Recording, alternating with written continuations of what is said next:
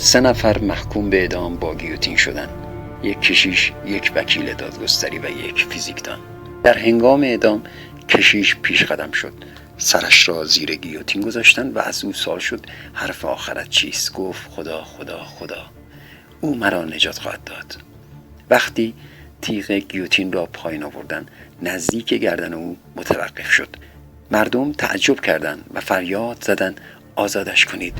خدا حرفش را زده و به این ترتیب نجات یافت. نوبت به وکیل دادگستری رسید. از او سوال شد آخرین حرفی که می‌خواهی بگویی چیست؟ گفت من مثل کشیش خدا را نمی‌شناسم، اما درباره عدالت می‌دانم. عدالت، عدالت، عدالت. گیوتین پایین رفت اما نزدیک گردنش ایستاد. مردم متعجب گفتند آزادش کنید. عدالت حرف خودش را زده. وکیل هم آزاد شد. آخر کار نوبت به فیزیکدان رسید.